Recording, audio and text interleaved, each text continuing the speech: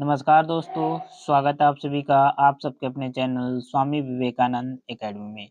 आज के इस वीडियो में हम क्लास 12th हिस्ट्री का फर्स्ट बुक का कंप्लीट सॉल्यूशन करने वाले हैं, लघु उत्तरीय प्रश्न यानी शॉर्ट टाइप क्वेश्चन का। इसमें 20 प्लस क्वेश्चन रहेगा। ये जो है पहला क्लास है, इसके बाद एक और क्लास होगा। 2 क्लास में हम शॉर्ट क्वेश्चन कंप्लीट कर देंगे। अगर आप लोग इस वीडियो को शुरू से अंत तक देख लिए, तो एग्जाम में जितने भी क्वेश्चन शॉर्ट क्वेश्चन इस चारों चैप्टर से आने वाले हैं, एक भी क्वेश्चन नहीं छूटने वाला है। तो चलिए बिना देरी की ओर क्वेश्चन की ओर आगे बढ़ते हैं। पहला जो इम्पोर्टेंट क्वेश्चन है हमारा कि मोहनजोदड़ो के विशाल स्नानागार के विषय में आप क्या जानते हैं? क्वेश्चन 2019 में पूछा गया है और इस क्वेश्चन को इस तरह भी पूछा जा सकता है कि मोहनजोदड़ो के सार्वजनिक स्नानागार के विषय में लिखिए, ठीक? तो चलिए इसका उत्तर देते हैं। उत्तर है कि मोहनजोदड़ो के यह जो है सार्वजनिक स्नानागार जो है मोहनजोदड़ो के दुर्ग क्षेत्र में स्थित है। कहाँ स्थित था? तो मोहनजोदड़ो के दुर्ग क्षेत्र में। इसे विश्व का सबसे प्राचीन जो है सार्वजनिक स्नानागार माना जाता है और मोहनजोदड़ो से जो मिला स्नानागार है वो सबसे विश्व का सबसे प्राचीन माना जाता है। अगले पॉइंट की ओर बढ़ें। अगला पॉइंट है सार्वजनिक इसका जो स्नानागार का जो आकार था वो आयताकार था, लगभग 12 फीट लंबा था और 7 फीट चौड़ा और 2.5 मीटर गहरा था। याद रखिए। अगला पॉइंट है इसकी दीवार पक्की ईंटों से बनी हुई थी। मौन जो स्नानागार का जो दीवार है वो किससे बना हुआ था? पक्की ईंटों से बना हुआ था। उन्हें जलरोधक बनाने के लिए जिप्सम व डामर डामर का उपयोग किया गया था। देखिए उसके जलरोधक को बनाने के लिए किसका? जिप्सम एवं डामर का उपयोग किया गया था। अगले पॉइंट की ओर बढ़ें। अगला पॉइंट है स्नानागार में पानी भरने और निकालने की उत्तम व्यवस्था थी और स्नानागार में जो क्या है कि पानी भरने और निकालने का उत्तम व्यवस्था था, जिससे क्या होता है कि पानी गंदा नहीं होता था। उसमें उतरने के लिए सीढ़ियां बनी हुई थी और इसमें उतरने के लिए सीढ़ियां भी बनी हुई थी। अगला पॉइंट क्या है? अगला पॉइंट है 5वां नंबर, इसका उपयोग धार्मिक एवं सामाजिक अनुष्ठानों के लिए किया जाता था और स्नानागार का जो उपयोग है वो धार्मिक एवं सामाजिक अनुष्ठानों के लिए किया जाता था। इससे हड़प्पा वासियों की स्वच्छता और धार्मिकता का पता चलता है और इससे क्या चलता है? तो हड़प्पा वासी का जो स्वच्छ रहता था और धार्मिकता रहता था उसका पता चलता है। अगले क्वेश्चन को क्वेश्चन नंबर 2। क्वेश्चन नंबर 2 क्या है कि सिंधु घाटी सभ्यता के धार्मिक जीवन की विशेषता का वर्णन करें या फिर क्वेश्चन ऐसे पूछा जा सकता है कि सिंधु घाटी सभ्यता के धार्मिक जीवन पर प्रकाश डालें या फिर सिंधु घाटी सभ्यता के धार्मिक जीवन का वर्णन करें। इन तीनों प्रश्नों में एक भी प्रश्न पूछा जाए तो ये एक ही आंसर लिखना है। तो चलिए इसका आंसर देखते हैं। तो सिंधु घाटी सभ्यता के जो धार्मिक जो प्रमुख विशेषता थे वो इस प्रकार है। पहला मातृदेव की पूजा करते थे। सिंधु घाटी सभ्यता के जो लोग थे वो किसकी पूजा करते थे? वो मातृ देवी की पूजा करते थे। दूसरा है पशुपति की पूजा प्रचलित थी। हड़प्पा सभ्यता के लोग पशुपति नाथ की भी पूजा करते थे। कुबड़ा वाला बैल पूजन था और कुबड़ा वाला जो बैल था वहाँ बैल मिला था उसका भी पूजा करते थे। अगला है पीपल वृक्ष की पूजा होती थी। हड़प्पा सभ्यता में किसकी? पीपल वृक्ष की पूजा होती थी। अगला पॉइंट है नाग पूजा, स्वास्तिक पूजा, सूर्य पूजा, अग्नि पूजा के संकेत भी मिले। हड़प्पा सभ्यता क्या क्या मिला है? नाग पूजा भी वहाँ पे किया जाता था। स्वास्तिक यानी कि सूर्य पूजा भी, अग्नि पूजा भी किया जाता था हड़प्पा सभ्यता के लोगों के द्वारा। अगला पॉइंट है पॉइंट नंबर 5। हड़प्पा वासी लोग धरती को उर्वरता की देवी मानकर पूजा करते थे और हड़प्पा वासी जो लोग थे वो क्या करते थे? धरती की भी पूजा करते थे। अगला पॉइंट है पॉइंट नंबर 6। इस सभ्यता से जो है किन्हीं मंदिरों के जैसे अवशेष नहीं मिले और इस सभ्यता से क्या हुआ? कोई मंदिर तो नहीं मिला है, कोई भी मंदिर नहीं मिला है। ये थी हड़प्पा सभ्यता के जीवन जो है सामाजिक यानी धार्मिक जीवन के बारे में। अगले पॉइंट को पॉइंट नंबर अगले क्वेश्चन को अगला क्वेश्चन है क्वेश्चन नंबर 3। कलिंग युद्ध का अशोक पर क्या प्रभाव पड़ा? ये क्वेश्चन 2020 में पूछा गया है झारखंड बोर्ड में। तो कलिंग युद्ध का जो है अशोक पर निम्नलिखित प्रभाव पड़ा। पहला उत्तर देखते हैं। कलिंग युद्ध के फलस्वरूप परिणाम स्वरूप अशोक का जो जीवन क्या हुआ? पूरा बदल गया। इसके जीवन में आए कुछ महत्वपूर्ण परिवर्तन निम्नलिखित है। पहला, कलिंग युद्ध में हुए रक्तपात को देखकर अशोक ने हिंसा को छोड़ दिया। देखिए जब कलिंग युद्ध हुआ वहां पे रक्तपात को देखकर अशोक ने क्या हुआ? हिंसा छोड़ दिया और अहिंसा का पुजारी बन गया, धर्म को नहीं छोड़ दिया। अगले पॉइंट को अगला पॉइंट है, इस युद्ध के बाद उसने मांस खाना तथा शिकार करना बंद कर दिया। और कलिंग युद्ध के बाद जो है अशोक युद्ध करना छोड़ दिया, मांस खाना छोड़ दिया, शिकार करना छोड़ दिया। अगला पॉइंट है, अशोक ने बौद्ध धर्म ग्रहण कर लिया और कलिंग युद्ध के बाद जो है अशोक बौद्ध धर्म ग्रहण कर लिया और से राजधर्म को घोषित कर दिया। बौद्ध धर्म को क्या किया अशोक ने? राजधर्म को घोषित कर दिया और उसके प्रचार कार्य में जुट गए। अगला पॉइंट है पॉइंट नंबर 4, अशोक प्रजा की देखभाल करने वाला बन गया और अशोक क्या? प्रजा का देखभाल करने वाला बन गया। उन्हें जनहित में अनेक कार्य किए और जो है उन्होंने जो है जनता के लिए और अनेक कार्य किए। अगले क्वेश्चन की ओर अगला क्वेश्चन है, मोस्ट इम्पोर्टेंट क्वेश्चन है कि त्रिपिटक के बारे में आप क्या जानते हैं? या फिर त्रिपिटक से आप क्या समझते हैं या त्रिपिटक क्या है? 3 क्वेश्चन में कोई भी क्वेश्चन है तो मोस्ट इम्पोर्टेंट है, आपको एक ही आंसर लिखना है। तो चलिए समझते हैं इसको बहुत ही आसान भाषा में। त्रिपिटक का शाब्दिक अर्थ है तीन टोकरी जिसमें पवित्र ग्रंथ रखे जाते हैं। त्रिपिटक का क्या अर्थ है? तीन टोकरी है जिसमें क्या है? पवित्र ग्रंथ रखे जाते हैं। अब दूसरा पॉइंट है, गौतम बुद्ध की मृत्यु के बाद उनके जो शिष्य थे उनका शिक्षाओं का एकत्रित किया। बुद्ध का जब मृत्यु हो गया उसके बाद क्या उनके जो शिष्य थे उनका जो शिक्षा था उसको क्या एकत्रित कर दिया। इन्हीं शिक्षाओं का संकलन क्या है? 3 भागों में बाँटा। पहला सूत पिटक, विनय पिटक और अभिधम पिटक में। और इन्हीं तीनों को मिलाकर क्या कहा गया? इन्हों तीनों को मिलाकर त्रिपिटक कहा गया। बहुत ही आसान था और बहुत ही इम्पोर्टेंट क्वेश्चन था। अगले क्वेश्चन की ओर अगला क्वेश्चन है क्वेश्चन नंबर 5, मगध साम्राज्य के शक्तिशाली होने का क्या कारण थे अथवा उन कारणों का उल्लेख कीजिए जिनके कारण छठा शताब्दी ईसा पूर्व में मगध सबसे शक्तिशाली महाजनपद था। ये दोनों क्वेश्चन में कोई क्वेश्चन भी पूछा जाए तो एक ही आंसर लिखना है। देखिए पहला क्वेश्चन यहाँ तक है कि मगध साम्राज्य के शक्तिशाली होने का क्या कारण थे। दूसरा क्वेश्चन है कि उन कारणों का उल्लेख कीजिए जिनके कारण जो है छठी शताब्दी ईसा पूर्व में मगध सबसे शक्तिशाली महाजनपद था। तो चलिए इसका उत्तर देखते हैं। मगध साम्राज्य का शक्तिशाली होने का निम्नलिखित कारण था। पहला है उपजाऊ भूमि, दूसरा है इस साम्राज्य को लोहे की खदान की उपलब्धता। देखिए मगध जो साम्राज्य था उसको क्या है लोहे का खदान का उपलब्ध था, वहाँ पे लोहे का खदान था जिससे क्या उसको औजार बनाने में दिक्कत नहीं होती थी, वो बना लेते थे। तीसरा है गंगा और सहायक नदियों से व्यापार करना सुलह हो गया था और जो है ये साम्राज्य जो था कहाँ था? गंगा और उसके जो सहायक नदियों के आसपास बसा हुआ था जिससे क्या उसको व्यापार करने में आसानी होती थी। चौथा पॉइंट है मगध के वनों में हाथी पाया जाता था। अब मगध के जो वन थे वहाँ पे क्या है हाथी पाया जाता था जिससे क्या वो एक सेना का जो सेना का जो एक उपयोगी अंग अंग था। सेना का क्या है? सेना लिखा हुआ है। सेना का उपयोगी अंग था। जब भी वो सब लड़ाई करने जाते थे, हाथी लेकर जाते थे। इन सब कारणों से छठी शताब्दी ईसा पूर्व में जो है क्या मगध सबसे शक्तिशाली महाजनपद था। आई होप आप सब बहुत अच्छे से समझ गए होंगे।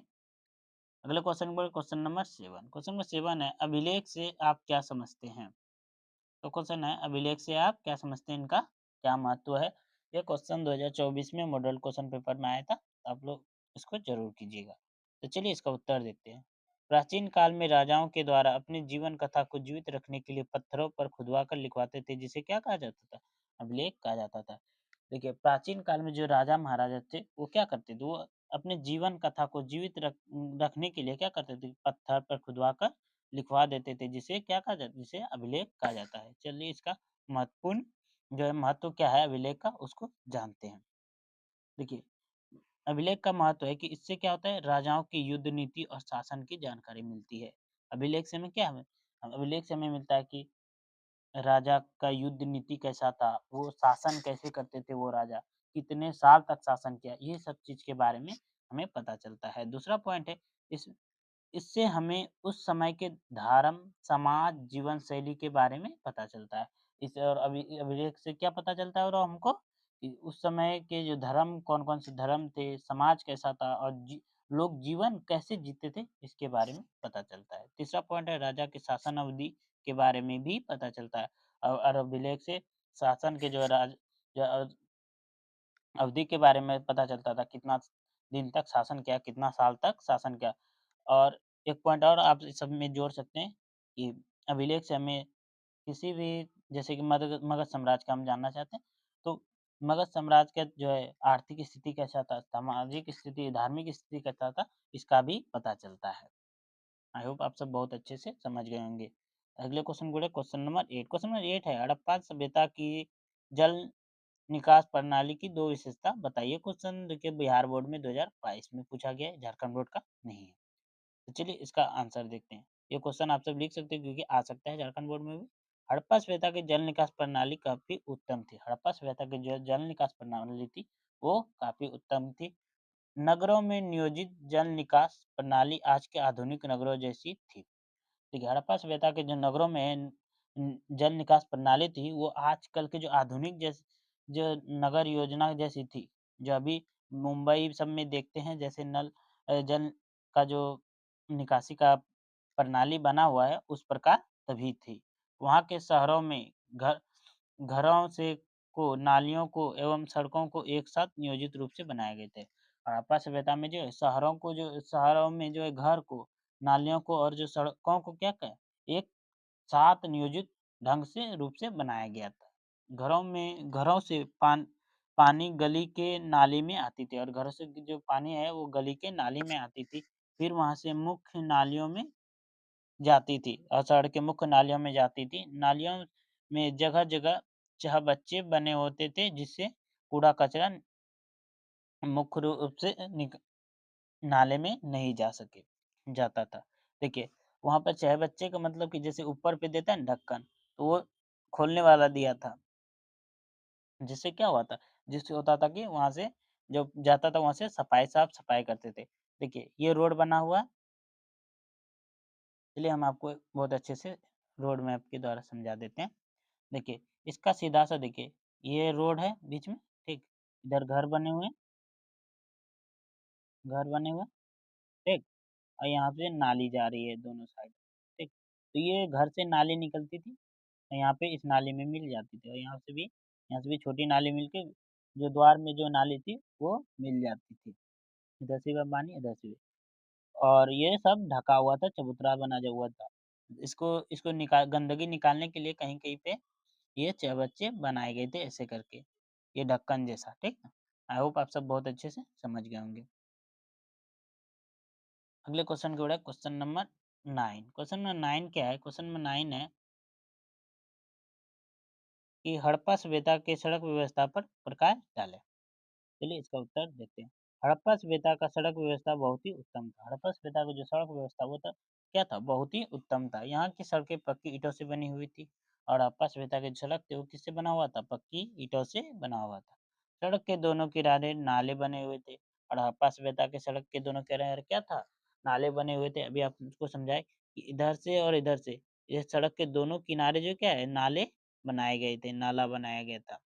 ये बीच में सड़क इस प्रकार था।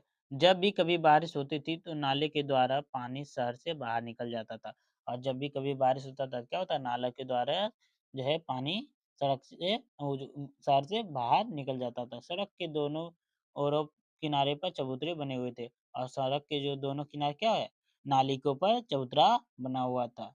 वहाँ बड़ी सड़कों से कई छोटी-छोटी सड़कों का निर्माण किया गया था और हड़प्पा सभ्यता में क्या है, बड़ी सड़कों से कई छोटी-छोटी सड़कों का निर्माण किया गया था।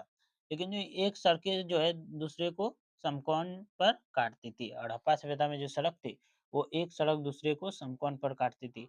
यदि ये सड़क ऐसी है तो एकदम समकोण पर काटती थी 90 डिग्री पे। इस प्रकार हम कह सकते हैं कि हड़प्पा सभ्यता की सड़क व्यवस्था बहुत ही उत्तम थी और इस प्रकार हम क्या कह सकते हैं कि हड़प्पा सभ्यता की जो सड़क व्यवस्था बहुत ही अच्छा था। अगले क्वेश्चन बढ़े क्वेश्चन नंबर 10। क्वेश्चन नंबर 10 है मौर्यकालीन इतिहास के प्रमुख स्रोतों का संक्षिप्त वर्णन दें। यह क्वेश्चन 2018 में पूछा गया, मोस्ट इंपोर्टेंट है, वीवीआई लिख लीजिएगा। तो चलिए इसका देखते हैं। यहाँ पे गलती हो गया, मौर्यकालीन लिख लीजिएगा। मौर्यकालीन इतिहास के प्रमुख स्रोतों का जो है वर्णन करें। इस प्रकार है, तो पहला है कौटिल्य का अर्थशास्त्र। यह पुस्तक कौटिल्य यानी चाणक्य के द्वारा लिखी गई अर्थशास्त्र जो पुस्तक है, इसमें यह क्वेश्चन यह जो पुस्तक है कौटिल्य यानी चाणक्य के द्वारा लिखी गई है। इसमें मौर्य काल की आर्थिक और राजनीतिक स्थिति के बारे में बताया गया है और कौटिल्य के जो अर्थशास्त्र पुस्तक है उसमें किसका आर्थिक और राजनीतिक स्थिति के बारे में बताया गया है। आप समझ गए होंगे। अगले पॉइंट की ओर बढ़ें। अगला पॉइंट है मुद्रा राक्षस। यह पुस्तक गुप्त काल में विशाख दत्त के द्वारा लिखी गई है। और मुद्रा राक्षस जो पुस्तक है यह गुप्त काल में लिखा गया है, किसके द्वारा? विशाख दत्त के द्वारा लिखा गया है। यह पुस्तक बताती है कि किस तरह चंद्रगुप्त मौर्य ने सामाजिक आर्थिक पर रोशनी डाली। इसके अतिरिक्त चाणक्य की मदद से नंदवंश की पराजित किया। नंदवंश को क्या किया? पराजित किया और मौर्य वंश का स्थापना किया। अगले पॉइंट करो, पॉइंट नंबर 3। पॉइंट नंबर 3 है इंडिका पुस्तक। इस पुस्तक से भी मौर्यकालीन इतिहास के बारे में पता चलता है। और इस इंडिका पुस्तक जो है मेगास्थनीज के द्वारा लिखा गया था। ये पुस्तक किसके द्वारा लिखा गया? मेगास्थनीज के द्वारा। इसमें भी मौर्य काल के बारे में पता चलता है। मेगास्थनीज यूनान का एक राजदूत था जो चंद्रगुप्त मौर्य के दरबार में आया था। और मेगास्थनीज कौन था? एक यूनान का राजदूत था जो कि चंद्रगुप्त मौर्य के दरबार में आया और यहाँ के बारे में लिखा। अगला पॉइंट है अशोक के अभिलेख। अशोक के अभिलेख से भी हमें मौर्यकालीन इतिहास के बारे में पता चलता है। चौथा पॉइंट है कि अशोक के अभिलेख से भी हमें क्या मौर्यकालीन के इतिहास के बारे में पता चलता है। सामाजिक, आर्थिक, राजनीतिक और कितना क्या किया सब चीज के बारे में पता चलता है। ये थे मोस्ट इम्पोर्टेंट 10 सब्जेक्टिव क्वेश्चन और प्लस 10 क्वेश्चन अगले वीडियो में क्लास 2 में, तो आप सब उसको जरूर देखिए। ये वीडियो दोनों वीडियो देख लेते हैं तो आप सबको 100% गारंटी दे सकता हूँ कि बोर्ड एग्जाम 2026 में इससे बाहर एक भी क्वेश्चन नहीं जाएगा शॉर्ट क्वेश्चन में, यानी लघु उत्तरीय प्रश्न में। तो चले,